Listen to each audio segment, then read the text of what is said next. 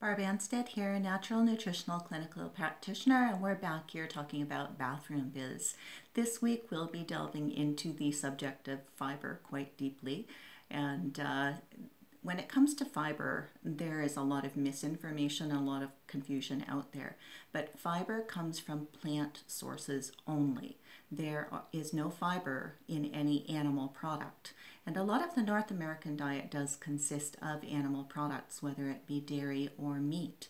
And so when people have issues with their digestive tract, a lot of that is because they're simply not getting enough of the right kinds of fibers. So when we educate ourselves on that, you'll see that there are several different types of fiber. You'll hear of soluble fiber and insoluble fiber. If anybody has any form of an irritable bowel disease, then watching the ratios of those fibers is very, very important, because even a healthy fiber, if somebody has irritable bowel syndrome, can be really, really detrimental for them and very aggravating for their symptoms. So when we look at the fibers, we need to understand what they do. Your soluble fibers absorb water. I kind of feel like my hair is pretty soluble today. It's back to fuzzy. And at any rate, these fibers that we ingest, things like your steel-cut oats and quinoa, cornmeal, potatoes, even mushrooms, avocados, bananas, applesauce, all of those things are what they call soluble fiber, and they absorb water. So they're what they call a viscous fiber. And those types of fibers act as a bulking agent, and they actually are excellent for both controlling constipation and diarrhea. And I know that seems a little bit weird to think about, that it can help with both, but factually it does. And so people with irritable bowel disorders may just not be getting the right ratio of fibers. So those fibers, as they create that bulking in the intestinal tract, if there's not enough water present, if you're not drinking enough fluids, they can actually increase your risk of constipation. And then nothing short of a stick of dynamite is going to get things moving through. So it's really, really important that you're increasing the fiber slowly and also increasing your water consumption and being aware of how much of that you're having. Now, your insoluble fibers, those come from most of your fruits and vegetables and nuts and seeds. And those fibers, they're non-digestible as well, but they can be quite harsh and aggravating to somebody whose intestinal tract is inflamed.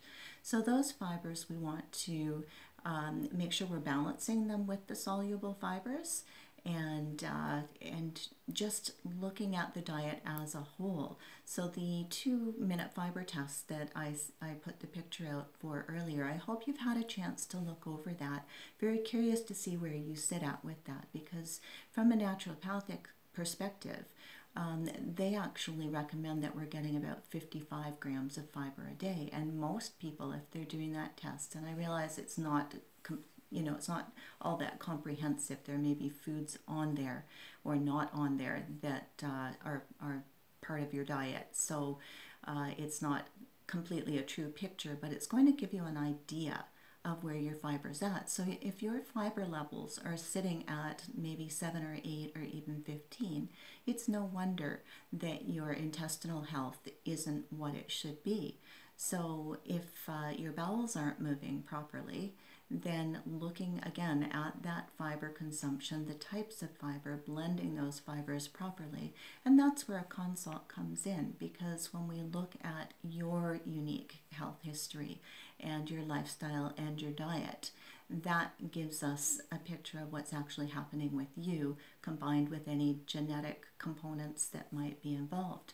But the scientific data out there that is available that collaborates the occurrence of different diseases that are consistent with diets that are very, very low in fiber. So we can see things like cholesterol levels regulate, reduce the rates of different forms of cancers, including colon and breast cancer. So, knowing that something as simple as making a few changes in our diet can exact a difference in things like that impact our blood sugar levels and reduce our risk of certain forms of diabetes and lower that cholesterol level. And that these are things that all start with what we're doing in our kitchen and what we're putting into our body. So, you know, just our overall mortality rate, the health of our children for long term, because we are in a global epidemic of chronic disease. So that's why I'm very, very passionate about people examining their diets and finding out the whys behind what's happening with their bodies. So what I'd like to do tomorrow is a little demonstration with the types of fibers, and not sure how that'll go. I've got to go out and get a few tools and resources so that I can demonstrate that. So we'll see where it goes from there. Have a great day, and if you want to post what you figure your intake is in fiber, that would be really helpful. And have a great night. Thanks so much. Bye.